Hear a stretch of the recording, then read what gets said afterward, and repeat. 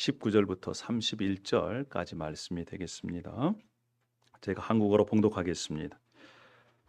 사울이 다메섹에 있는 제자들과 함께 며칠 있을새 즉시로 각 회당에서 예수가 하나님의 아들이심을 전파하니 듣는 사람이 다 놀라 말하되 이 사람이 예루살렘에서 이 이름을 부르는 사람을 멸하려던 자가 아니냐.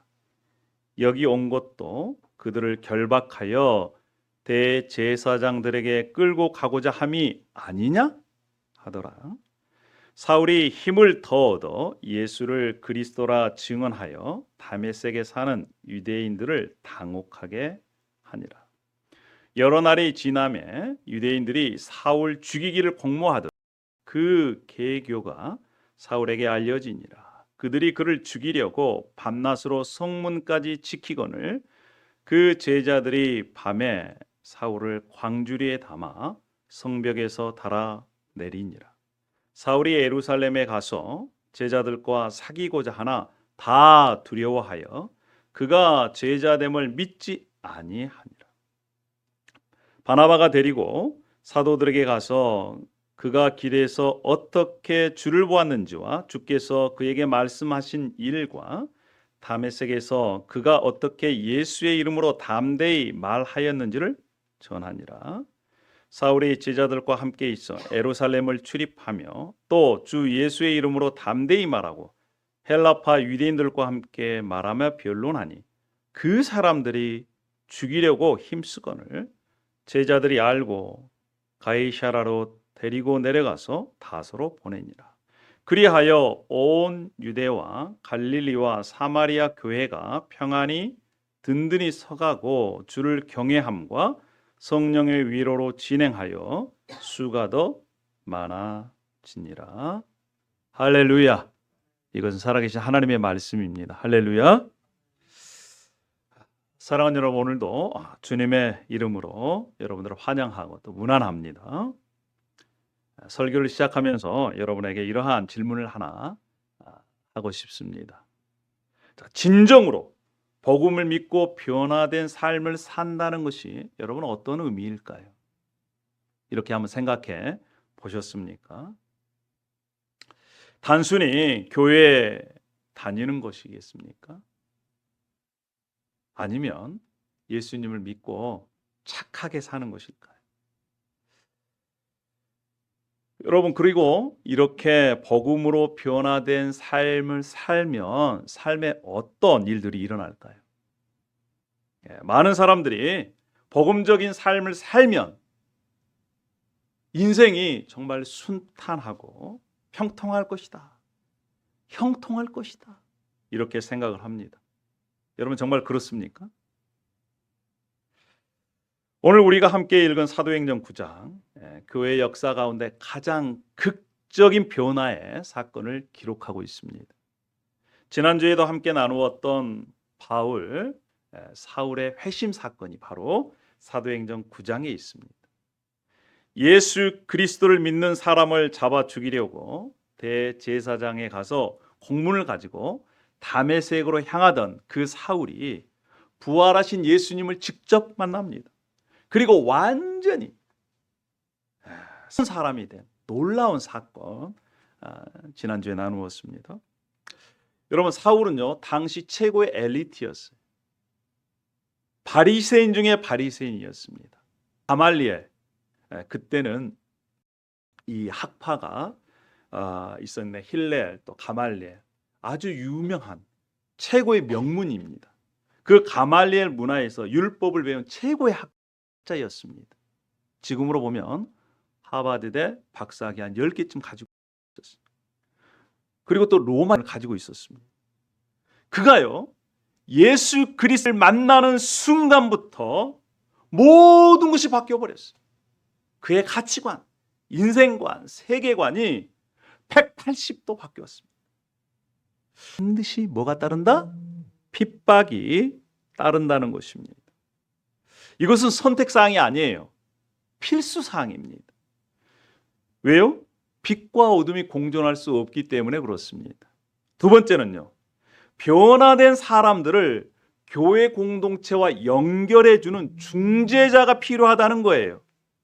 아무리 변화되었어도요, 교회 공동체가 받아들이지 않는다면 혼자 고립됩니다.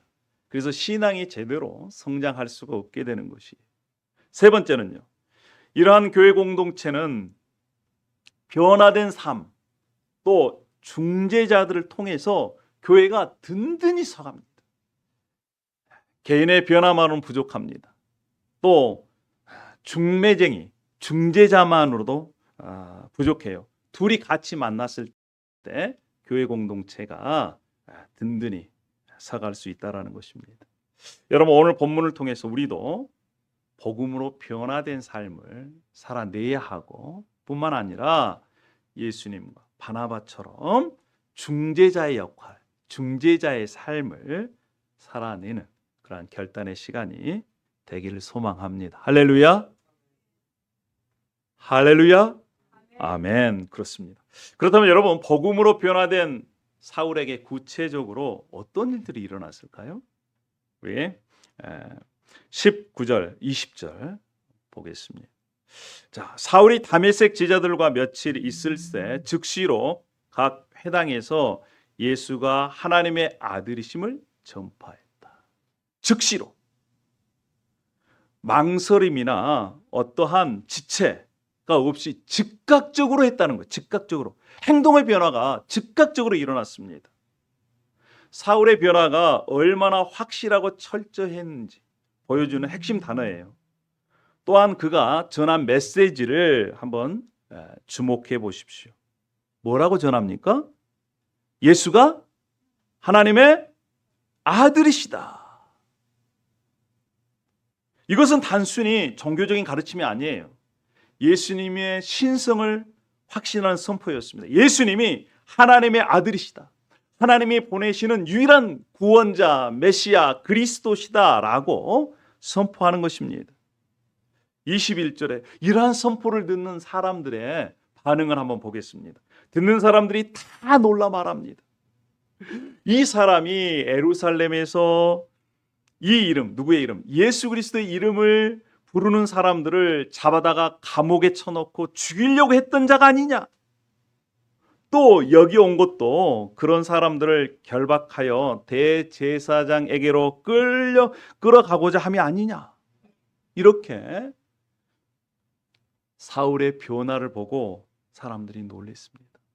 이러한 놀람은 당연한 거 아니겠습니까? 며칠 전까지만 하더라도 교회에 다니는 사람, 예수 그리스도를 믿는 사람을 잡아다가 감옥에 쳐놓고 죽이려고 했던 그가 며칠이 지난 지금, 아니 세상에 전도자가 된 거예요. 예수님이 구원자다. 예수님이 하나님이시다. 이렇게 선포하는 것입니다. 여러분 생각해 보세요. 이러한 극적인 변화가 사람의 힘으로 가능하겠습니까? 아니. 자, 22절에 이렇게 말씀합니다. 사울은 힘을 더 얻어 예수를 그리스도라 증언하여 다메섹에 사는 유대인들을 당황하게 하니라. 힘을 얻었어요. 여기서 힘을 얻었다는 것은 그냥 한 번 힘을 얻고 만 것이 아니라 계속적으로 힘이 막 생기는 거예요. 사울이 예수가 그리스도다 이렇게 고백한 것은, 선포한 것은 한 번으로 끝난 것이 아닙니다. 계속해서 선포하는 거예요. 예수님이 그리스도입니다. 예수가 구원자입니다. 이렇게 계속 선포하니까 하나님께서 그에게 뭘 줘요? 힘을 줘요. 그러니까 그 힘을 가지고 또 어떻게 합니까? 또 선포하는 거예요. 예수가 그리스도입니다. 여러분, 이것이 신앙의 선순환입니다. 우리 함께 한번 고백해 보십시다. Who is Jesus? 예수님이 누구십니까? 자, 저를 한번 따라해 주세요. 예수님은 나의 구원자이십니다. 여러분, 이것을 계속해서 고백하면요, 정말 구원자이신 예수님께서 우리에게 힘을 주세요. 믿음을 주십니다. 바울이 그렇게 했다는 거예요. 자, 22절, 25절에 이렇게 선포한 결과가 나옵니다. 여러 날이 지남에 유대인들이 사울을 죽이기로 공모하더니, 그의 제자들이 밤에 사울을 광주리에 담아 성 위에서 달아내리니라. 여러분 보세요. 며칠 전에는 사울이 예수 그리스도를 믿는 사람들을 죽이려고 했어요. 그런데 지금 어떻게 됐습니까?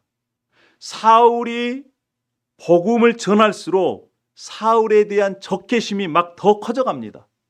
심지어 과거에 사울을 후원했던 사울의 친구들이요, 동료들이었어요.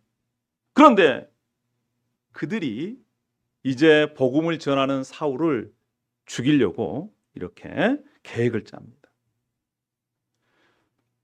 아까 읽었던 29절 말씀도요, 사울이 주의 이름으로 담대히 복음을 선포할 때 헬라파 유대인들이 사울을 죽이려고 합니다. 헬라파 유대인, 어디서 많이 듣던 그런 단어 아닙니까? 과거 스데반 집사가 죽음을 맞이할 때 누구하고 논쟁을 했냐면 헬라파 유대인들하고 논쟁을 했어요. 이 헬라파 유대인 안에 지금 복음으로 변화된 사울이 속해 있었습니다. 사울이요, 사울 똑같습니다. 히브리어 이름으로 하면 사울, 헬라어 이름으로 하면 바울이에요. 이 사울이 스데반 집사를 죽이는데 앞장섰어요. 이제는 복음으로 변화돼서 헬라파 유대인들이 누구를 죽이려 합니까? 사울을 죽이려고 합니다. 여러분, 변화된 삶에는 핍박이 따라요. 과거의 친구들이 현재의 대적이 됩니다. 우리가 이 본문을 통해서 아주 중요한 패턴을 발견할 수가 있습니다. 그것이 무엇이냐면 진정한 복음의 변화는 세 가지의 특징이 있어요. 그러니까 진정으로 이 예수 그리스도를 만나면요, 이런 세 가지 특징이, 첫 번째는 즉각성입니다. 즉시로, 즉 복음의 진정한 변화는 즉시로 이루어져요. 사울은요, 변명이나 핑계를 대지 않습니다. 즉각적인 행동으로 변화된 거예요. 두 번째는요, 지속적이에요. 힘을 더욱더 얻었습니다. 한 번으로 많은 것이 아니라 복음의 능력은 일시적인 것이 아니에요. 계속적으로 강해집니다. 한 번의 감정적인 체험으로 끝나지 않습니다. 사람을 변화시키는 지속적인 능력이 있는 거예요. 세 번째는요, 대립성이에요. 자, 복음으로 변화된 삶은요, 세상과 필연적으로 충돌합니다. 사울의 경우에 자신을 후원했던 유대인들이 자신과 함께 그리스도인들을 핍박했던 그 사람들이 이제는 오히려 누구를 죽이려고 그래요? 사울을 죽이려고 그래요. 사랑하는 성도 여러분, 정말 복음에는요, 복음으로 진정 변화된 삶에는 반드시 핍박이 따라요. 고난이 있습니다. 때로는 가족 간의 어려움도 있어요. 친구 간에도 어려움이 있습니다. 저도 마찬가지입니다. 저도 24살 이제 군대 제대하고 복학을 준비하면서 그때 예수님을 만났어요. 근데 그 나이 때는 친구가 부모님보다도 더 우선시되는 그러한 시대 아니겠습니까? 매일 만나서 함께 놀던 친구들이, 제가 이제 예수님을 만나고 나서 그 모임에 나갈 수가 없는 거, 시간이 없어요. 친구들이 저한테 찾아와서 그러더라고요. 예수와 친구 중에 선택해라. 그때 제가 누구를 선택했겠습니까? 눈물을 머금고 예수님을 선택했어요. 그 다음부터 친구들이 얼마나 저를 어렵게 하는지 몰라요. 사람이 죽을 때가 되면 변하더라. 너가 이제 죽을 때가 됐구나. 이렇게 막 그냥, 여러분 친구 가운데에서 7명인데 6명이 저를 왕따 시킨다고 생각해 보세요. 힘들었습니다. 그럼에도 불구하고 저는 후회가 없어요. 오히려 예수 그리스도 때문에 다른 기쁨과 즐거움을 찾을 수가 있었어요. 여러분, 핍박이 있습니다. 그러나 두려워할 필요가 없어요. 오히려 우리 신앙이 진짜라는 그한 증거입니다. 만약에 우리 신앙생활에 세상 사람들과 아무런 차이가 없다면 진짜로 내가 예수님을 믿고 있는지를 점검해 봐야 합니다. 예, 복음의 가치관은요, 세상의 가치관과 정반대이기 때문에 충돌을 일으킬 수밖에 없어요. 세상은 성공, 안전, 편안함을 추구합니다. 그러나 복음은요, 예수 그리스도는요, 희생, 섬김, 십자가를 말해요. 오늘 본문을 통해서도 사울도 마찬가지입니다. 그가 진정으로 변화됐기 때문에 핍박이 따라온 것입니다. 사랑하는 성도 여러분, 하나님은 우리를 편안함으로 부르신 것이 아닙니다. 우리를 십자가의 삶으로 부르신 것이에요. 그러니까 현대 많은 기독교인들이 복음을 성공의 도구, 축복의 수단으로 생각합니다. 그러니까 많은 사람들이 예수님을 따라가다 보니까 그 길이 없거든요. 그러니까 중도에 포기하는 거예요. 아니에요. 성경은 그렇게 얘기하지 않습니다. 예수 그리스도 믿는 것은요, 십자가의 길이에요. 그럼 우리가 무엇을 붙들어야 하겠습니까? 복음으로 인한 핍박, 불편, 고난, 이것들은요, 우리가 진짜 신앙인임을 나타내는 증거입니다. 자, 그래서 우리가 주의해야 할 것은 핍박을 두려워해서 타협하는 거예요. 사울은 목숨의 위협을 받았지만 타협하지 않았습니다. 오히려 담대히 더욱더 힘을 얻어 예수가 그리스도다, 이렇게 증거했던 것이죠. 자, 그런데 이렇게 변화된 사울이 예루살렘 교회에 갔습니다. 어떤 일이 일어났을까요? 예루살렘 교회 공동체가 사울을 따뜻하게 맞이했을까요? 아니면 또 다른 어려움이 기다리고 있었을까요? 자, 우리 26절 이렇게 말씀합니다. 사울이 예루살렘에 가서 제자들과 사귀고자 하나 다 두려워하여 그의 제자됨을 믿지 아니하니. 사울이요, 예루살렘에 갔습니다. 그리고 교회 공동체 사귀기를 원했어요. 여기서 사귀다라고 하는 것은 붙어있다, 연합하다는 거예요.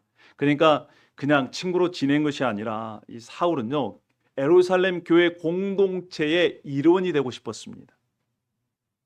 그런데 예루살렘 교회가 어떻게 반응했습니까? 다 두려워한 거예요. 그냥 두려운 것이 아니라 두려움과 극심한 경계를 나타낸 거예요. 여러분, 사울은 얼마 전까지만 하더라도 스데반을 죽이는데 찬성했습니다. 교회를 핍박한 자예요. 그러니까 예루살렘 교회 공동체 안에 사울의 얼굴을 아는 사람이 있을까요, 없을까요? 그가 했던 일을 아는 사람들이 있을까요, 없을까요? 그러니까 그 이름만 들어도 치가 떨리는 거예요. 근데 그가 찾아와가지고 제가 이 교회 공동체의 일원이 되기를 원합니다 라고 했다고 생각해 보세요. 누가 어서 오십시오? 이렇게 맞아 들었겠어요? 사람들이 다 경계합니다. 두려워해요. 얼굴도 눈도 마주치려고 하지 않아요. 그때에 등장한 한 인물이 있습니다. 누구냐? 바나바예요. 바나바. 27절에 바나바가 데리고 사도들에게 가서 그가 길에서 어떻게 주를 보았는지와 주께서 그에게 말씀하신 일과 다메섹에서 예수의 이름으로 담대히 말하는지를 전하니라. 바나바의 이름은 위로의 아들이다. 우리 바나바는요, 이름값을 해요. 여러분, 대한민국 사람은 이름 안에 다 뭐가 있어요? 뜻이 있잖아요. 이름값을. 근데 대부분 사람들이 이름값이 어려운데 바나바는 이름값을 했다니까요. 위로의 아들. 자, 여기서 그는 사울을 데리고 갔다라고 했어요. 이 데리고 갔다라고 하는 말은 붙잡다라는 의미예요. 책임지다라는 거예요. 그러니까 자신이, 바나바가 사울을 데리고 교회 공동체에 가서 여러분, 제가 책임지겠습니다. 제가 보증하겠습니다. 이렇게 얘기했다는 거예요. 자, 바나바가 사울을 위해 증거한 세 가지가 있어요. 첫 번째, 그가 길에서 어떻게 주를 보았는지, 어떻게 예수님을 만났는지 뿐만 아니라 주께서 그에게 말씀하신 일. 자, 너는 나의 택한 그릇이다. 이러한 얘기 뿐만 아니라 다메섹에서 예수의 이름을 전했던 그러한 얘기들을 통해서 사울이 진짜로 변했습니다, 여러분. 과거의 사울이 아니에요. 이렇게 교회 공동체, 예루살렘 교회 공동체 안에 소개를 했습니다. 그랬더니 자, 28절 30절에 사울이 제자들과 함께 있어 예루살렘에 출입하며 또 주 예수 이름으로 담대히 말하고 헬라파 유대인들과 함께 말하며 변론하니 그 사람들이 죽이려고 힘쓰거늘 형제들이 알고 가이사라로 데리고 내려가 다소로 보내니라. 자, 바나바의 중재 덕분에 사울은 예루살렘 교회 공동체 일원이 될 수 있었습니다. 그리고 거기에서도 담대히 복음을 전했어요.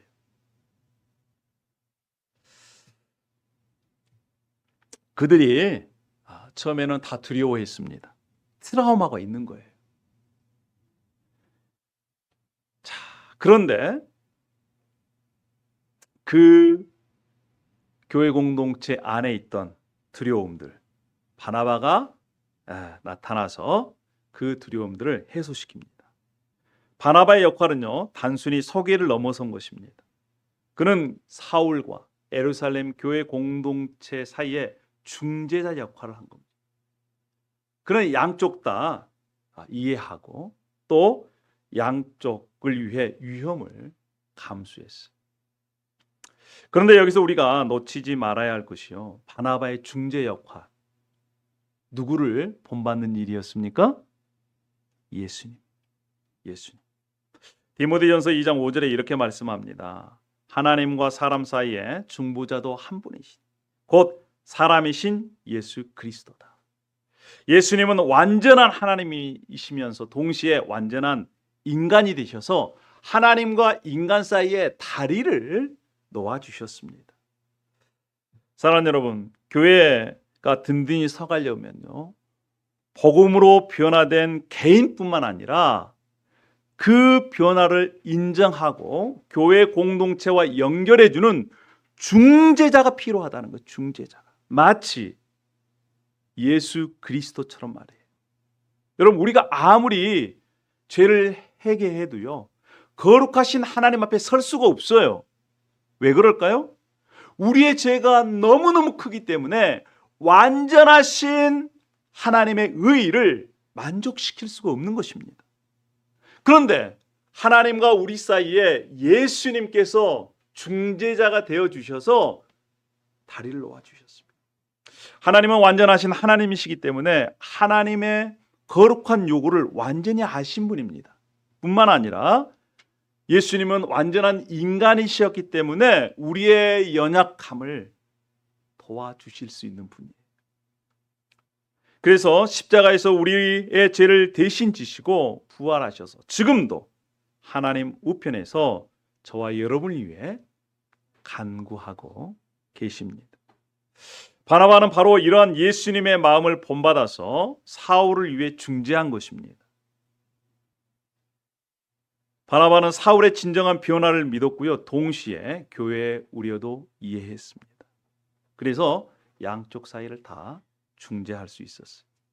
사랑하는 여러분, 예수님이 저와 여러분을 위해서 중재자가 되어 주셨습니다.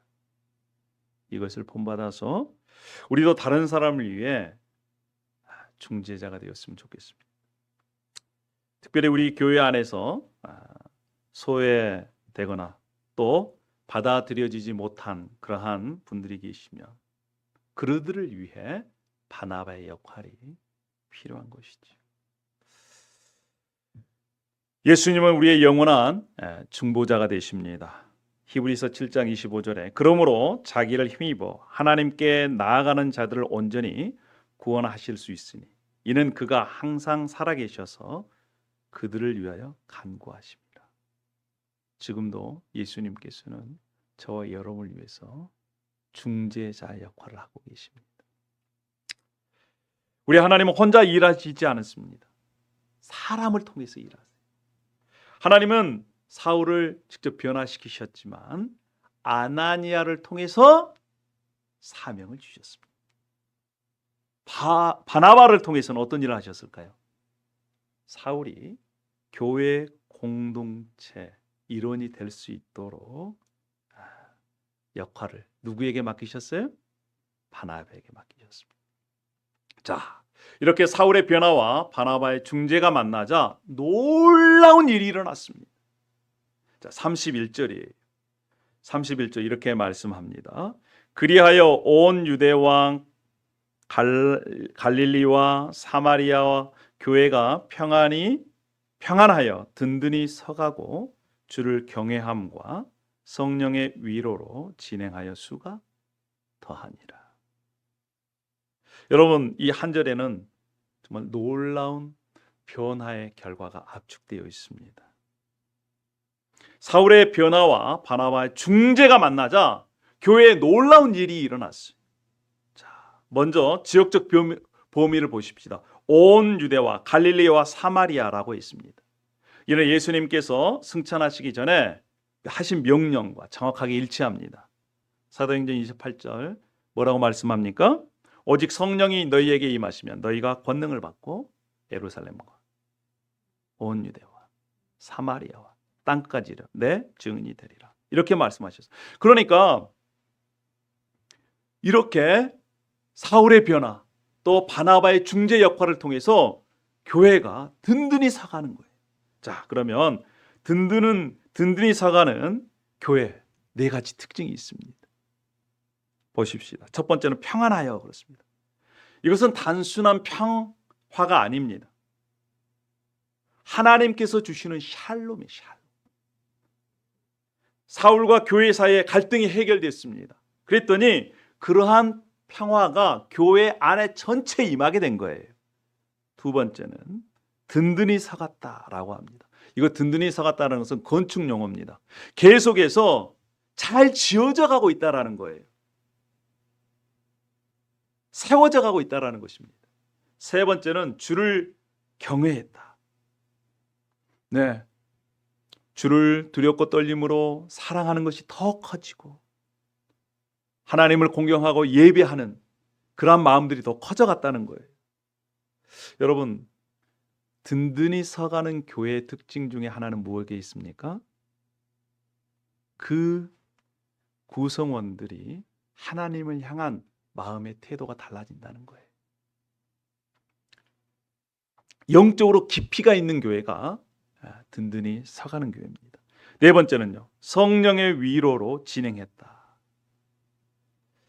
여기서 위로, 바나바가 사울을 위로하고 이렇게 그런 것처럼 성령께서 교회 전체를 위로한 모습, 격려하는 모습이 나타납니다. 그리고 마지막에 그 결과가 어떻게 했어요?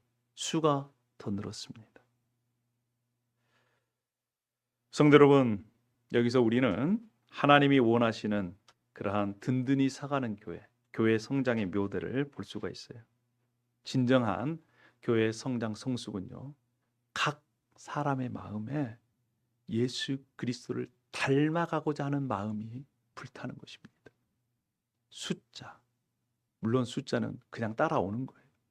이 자리에 참여한 모든 여러분들께서 예수 그리스도를 향한 뜨거운 그런 열정의 마음이 더욱더 커져가기를 소망합니다. 할렐루야. 자, 건축공사를 한번 생각해 보십시오. 튼튼한 고층 건물을 짓고 있습니다. 여기에는 절대적인 두 가지가 필요해요. 하나는 무엇이겠습니까? 좋은 건축 재료가 있어야 돼요. 그렇죠? 삼풍백화점처럼 부실 공사하면 그 건물이 무너집니다. 그리고 또 뭐가 필요합니까? 우리 오 집사님처럼 숙련된 기술자가 필요해요. 좋은 건축 재료와 숙련된 기술자가 함께 만났을 때 든든한 건물이 만들어지는 것입니다.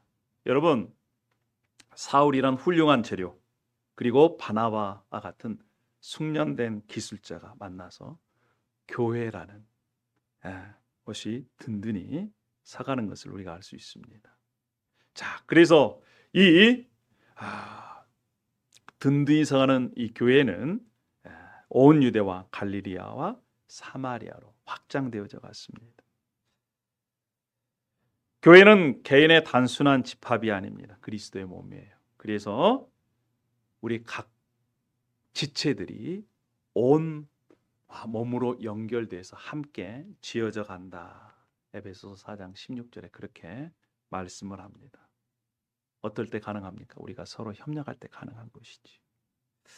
하나님은 변화된 개인들과 사랑의 중재자들을 통해서 교회를 든든히 세워가십니다.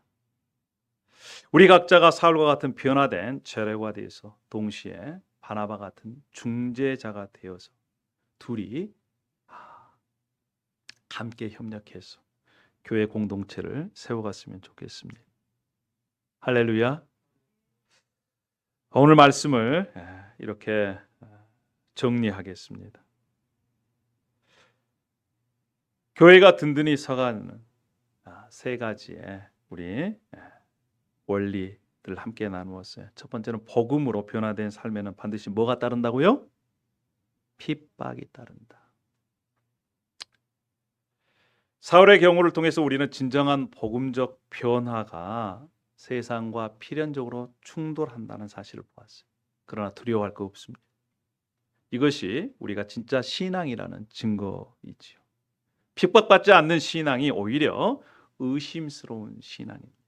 두 번째는요, 그리스도를 본받아 중재자가 필요하다는 거예요. 바나바의 역할을 통해서 변화된 개인을 공동체와 연결하는 중재자.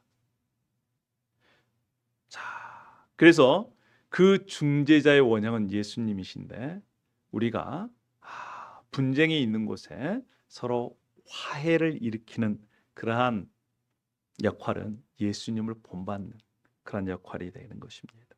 세 번째는요, 교회 공동체는 여러 변화된 삶과 중재자를 통해서 든든히 서갑니다. 개인의 변화와 공동체의 화합이 만날 때 교회는 평안하고 든든히 서가고 영적으로 더 깊어지고 영적으로뿐만 아니라 교회에 나오지 않는 사람들이 우리들의 모습을 보고 교회에 더해지는 역사가 일어날 줄 믿습니다. 할렐루야. 마지막으로 제가 좋아하는 시 한 편을 소개하고 말씀을 마무리할까 합니다.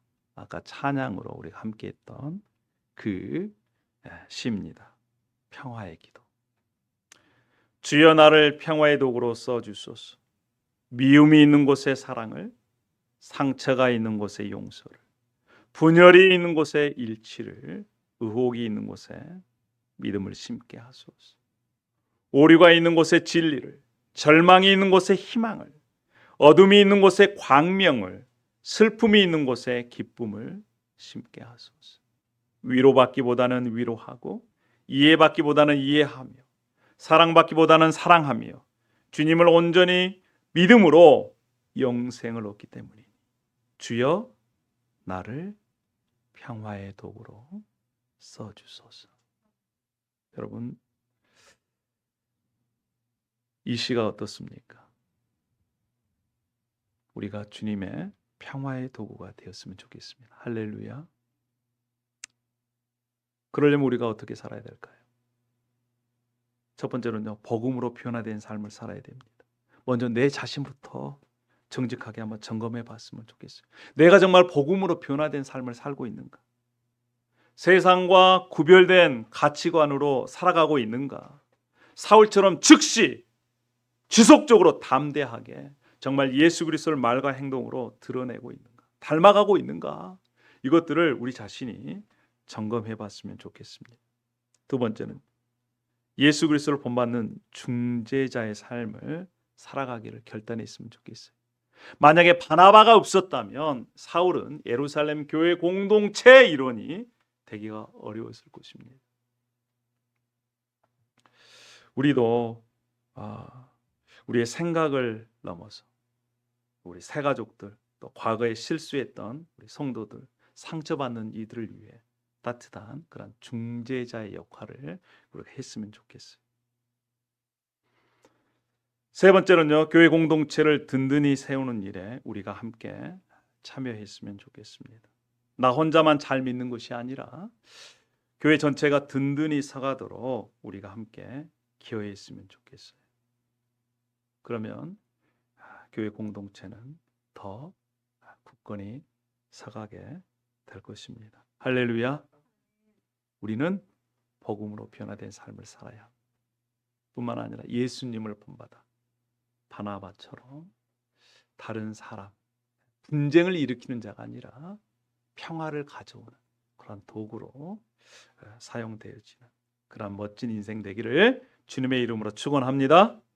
아멘. 기도하십시다.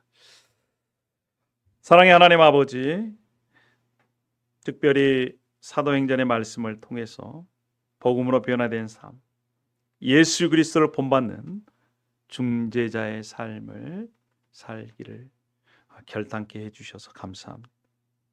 우리 각자 사울이 복음으로 철저하게 변화된 것처럼 우리도 우리의 생각이, 말이, 얼굴 표정이, 우리의 삶이 복음으로 변화되기를 소망합니다. 또한 예수님을 닮아가는 삶, 분쟁이 있는 곳에 평화를 가져오는 그러한 도구로 살아갈 수 있도록 하나님 도와주시옵소서. 특별히 우리 내 마음 가운데 중재자이신 예수 그리스도가 임하여서 마음의 갈등을 해소해 주시고, 뿐만 아니라 우리 가정 가운데, 교회 공동체 가운데 무엇보다도 지금 세계가 분쟁 가운데 있습니다. 전쟁 가운데 있습니다. 성령이여 찾아오셔서 이 땅에 평화가 임하도록 인도하여 주시옵소서. 예수님의 이름으로 기도 올려옵나이다. 아멘.